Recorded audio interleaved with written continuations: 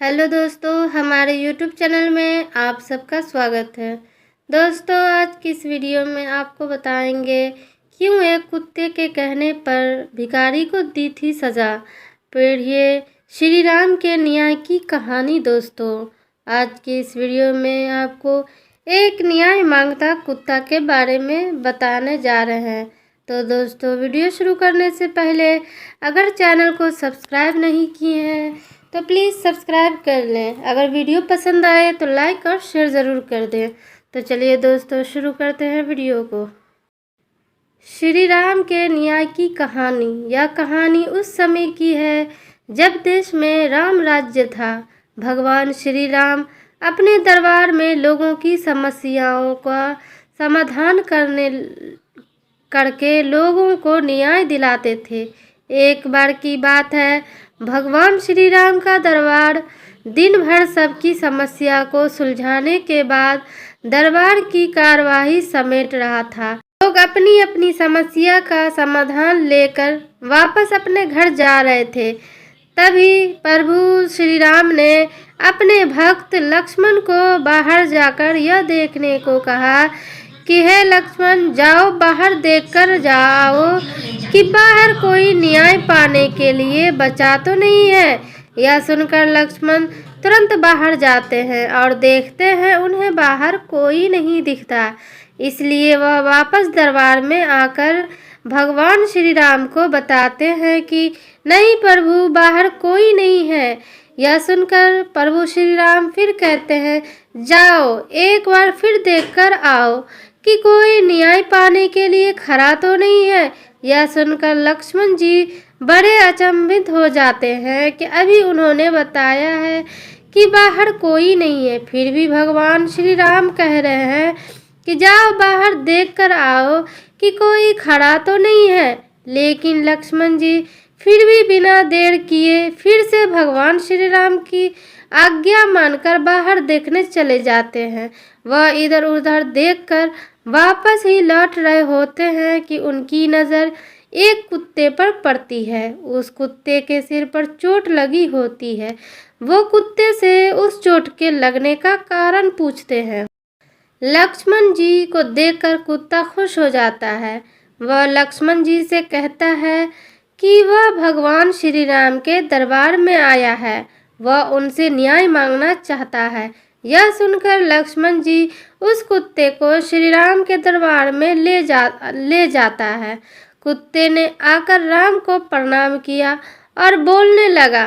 वह बोला, हे श्री राम, मैं न्याय चाहता हूँ। मेरे साथ बेवजह हिंसा की गई है। मैं चुपचाप बैठा हुआ था। स्वर्था सिद्ध नाम का यह व्यक्ति आया और बिना किसी वजह के मेरे सिर पर छड़ी से वार किया। मैं तो बस चुपचाप बैठा हुआ था। मैं न्याय चाहता हूँ। तो भगवान राम सत्य, न्याय एवं सदाचार के प्रतीक हैं। इसलिए उन्होंने तत्काल सर्वथा सिद्ध को बुलवा भेजा, जो एक भिखारी था। उसे दरबार में लाया गया। भिखारी को बुलाया जाता है। श्री राम ने पूछा, तुम्हारी कहानी क्या है? यह कुत्ता कहता है कि तुमने बिना वजह उसे मारा। स्वर्था सिद्ध बोला, हाँ, मैं इस कुत्ते का अपराधी हूँ। मैं भूख से बौखला रहा था। मैं गुस्से में था, निराश था। यह कुत्ता मेरे रास्ते में बैठा हुआ था, इसलिए मैंने बेवजह निराश और गुस्से में इस कुत्ते के सिर पर मार दिया। आप मुझे जो भी सजा देना चाहते हैं दे सकते हैं। श्री राम सुनते हैं भिखारी की पूरी बात। भगवान श्री राम ने पूरी बात सुनी और फिर बात अपने मंत्रियों और दरबारियों के सामने में रखी गई। भिखारी को क्या सजा दिलानी चाहिए यह पूछने लगे। यह इस सब ने कहा कि यह अलग मामला है, इसमें एक मनुष्य है और एक जानवर, इसलिए इस समस्या पर सामान्य कानून लागू नहीं होंगे। इसलिए राजा होने के नाते यह आपका अधिकार है कि आप फैसला सुनाएं। फिर राम ने कुत्ते से पूछा, तुम क्या कहते हो? क्या तुम्हारे पास कोई सुझाव है? कुत्ता बोला, हाँ, मेरे पास इस व्यक्ति के लिए एक उपयुक्त सजा है। वो क्या है, बताओ। तो कुत्ता बोला, इसे कलिंजर मठ का मुख्य महंत बना दिया जाए। राम ने कहा, तथास्तु, और भिखारी को प्रसिद्ध कलिंजर मठ का मुख्य महंत बना दिया गया। राम ने उसे एक हाथी दिया।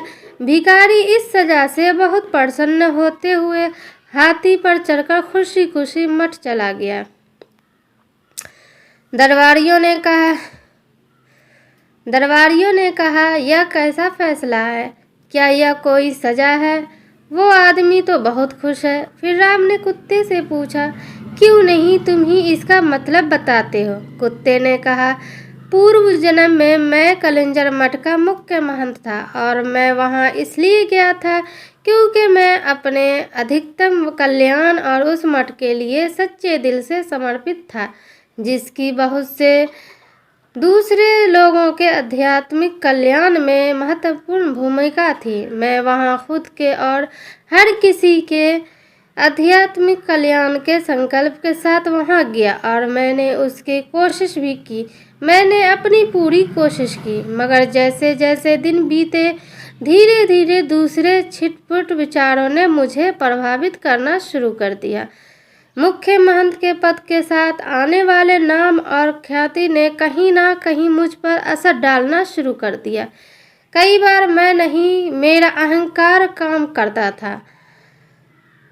कई बार मैं लोगों की सामान्य स्वीकृति का आनंद उठाने लगता था।